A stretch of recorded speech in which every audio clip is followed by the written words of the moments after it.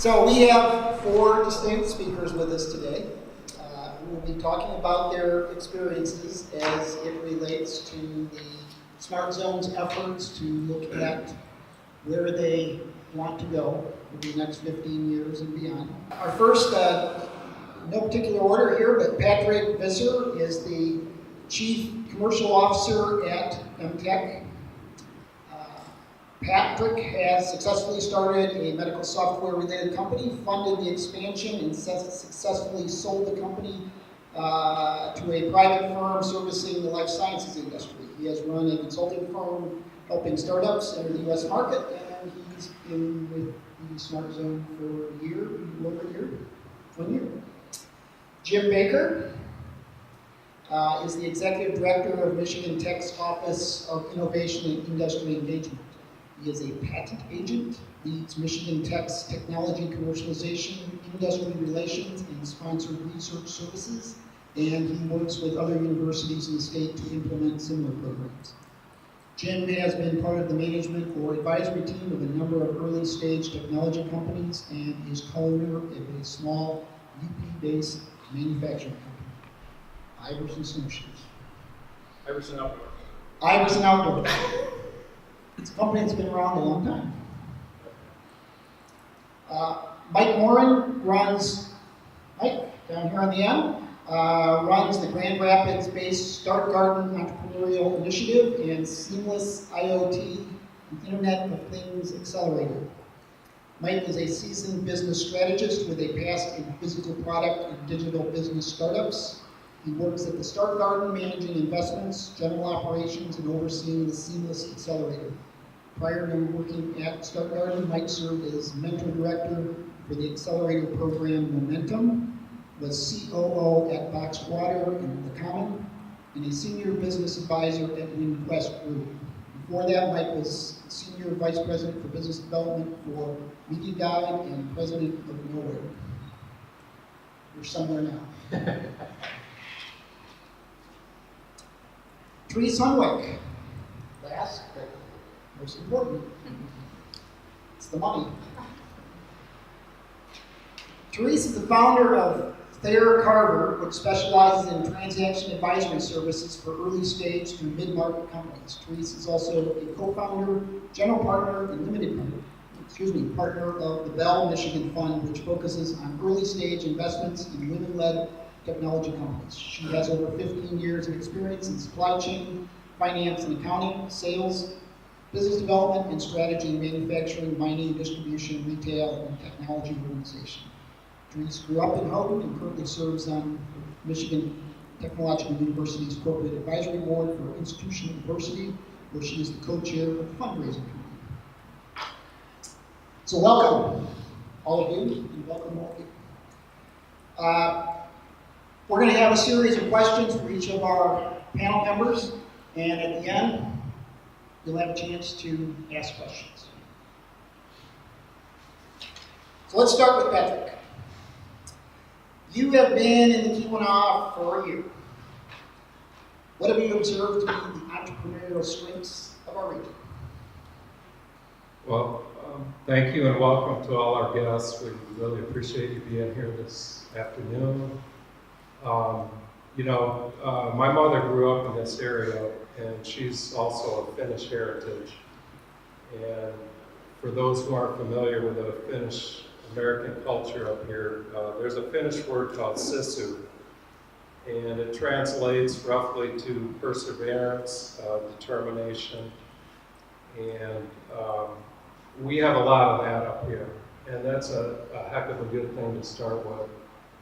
And as we look towards our strengths and what we have up here, we have a lot of strengths to help drive and foster high-tech innovation and growth. And what comes to my mind is, of course, Michigan Tech and the STEM graduates coming out of the university. We have a very entrepreneurial community up here. Again, back to Michigan Tech, the research and innovation going on there and the spin-off companies coming out are just incredible. And we're hearing this from lots of different people, including Therese and other investors who come up here.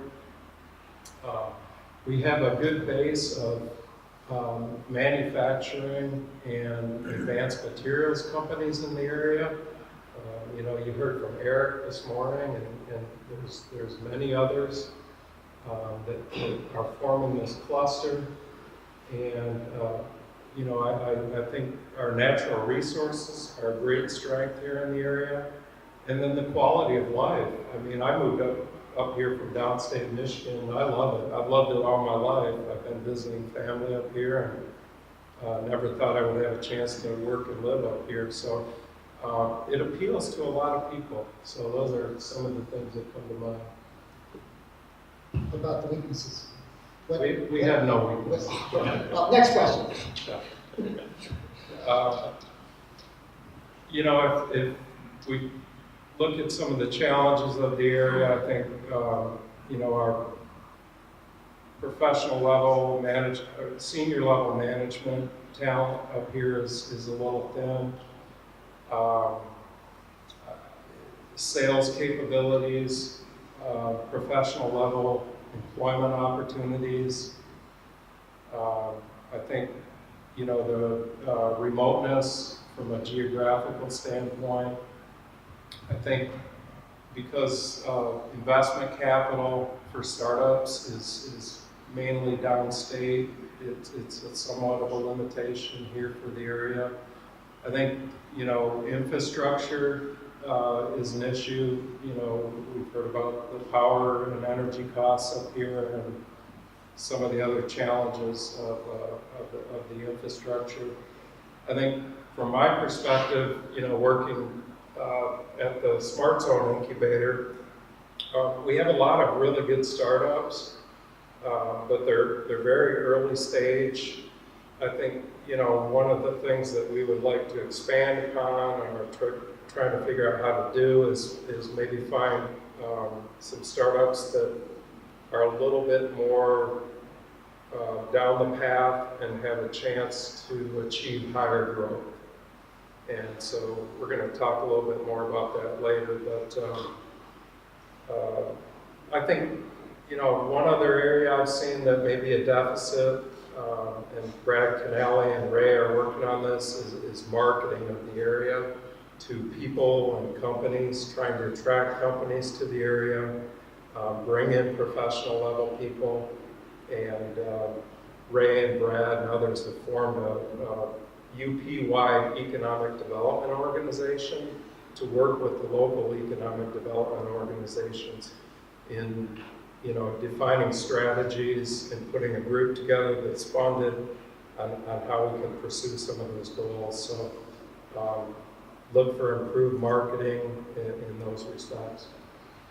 So if we were to attract, so you indicated that we're doing okay with the early stage, but presumably there's later stage startup that we could get those types of companies here. We can kind of move forward our efforts at growing companies. How can we get more of those? What do we need to do to create that pipeline? Yeah, so there's a... If we do this well, I think we do this well, is helping startup companies grow. We do it well, and I do a fair amount of travel with my job, and on one of my trips downstate, I made a point to visit the gentleman here to my right, Mike Moran, who operates the Smart Zone Start Garden down in Grand Rapids, just to try to learn a little bit about what they're doing. Mike's been very successful down there, and they formed an accelerator called Seamless. And this accelerator focuses on one industry vertical, which is the Internet of Things. And they've been able to reach out to corporations and also startup companies in this vertical and bridge the gap between the two, bring them together through this accelerator program. So they have an intensive 8-week, 12-week program identifying specific projects from these companies and then engaging with startup companies really around the world, right, Mike?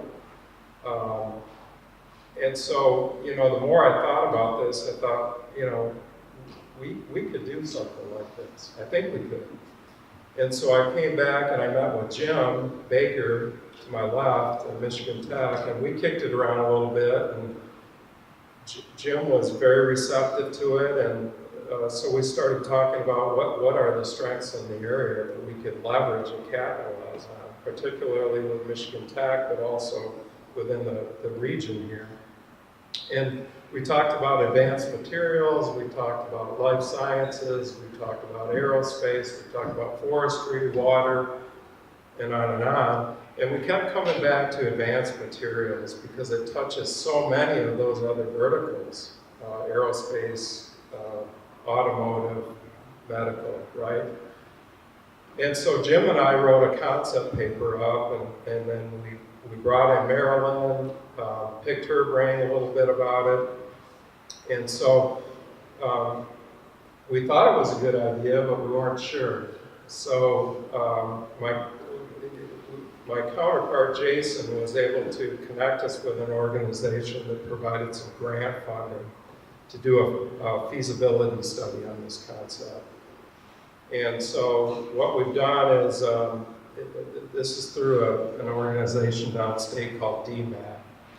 And it's the Defense Manufacturing Assistance Program that provide grant money to communities that have been affected by defense industry downsizing. And we qualify our region as one of these zones.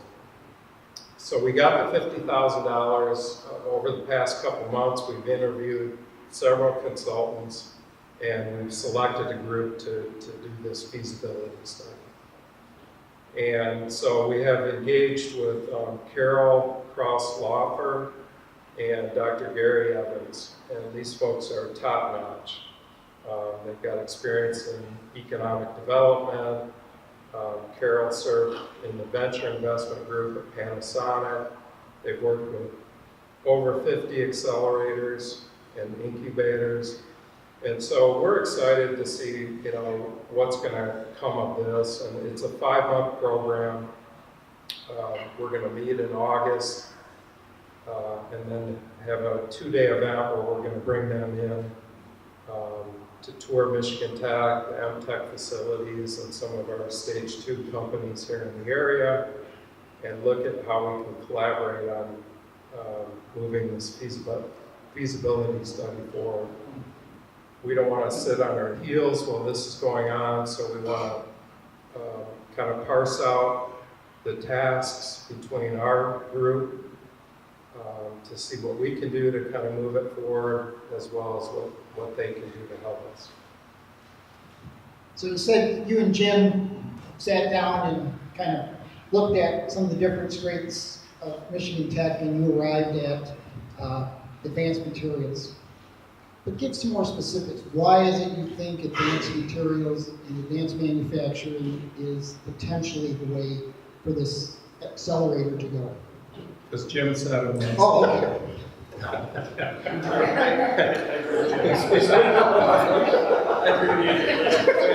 Marilyn is deviating from the script.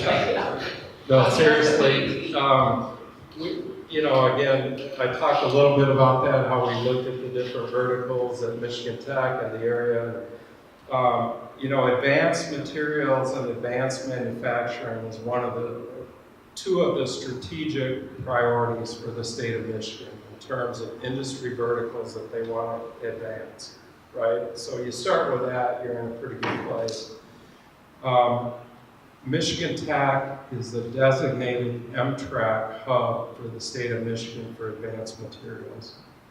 And so what that means is that in terms of research and commercialization, they've been identified and received funds from the state to move forward advanced materials companies. And so that's a prestigious thing. So other research universities in the state have different designations, life sciences, etc. But we have advanced materials. So the program is recognized as a solid program.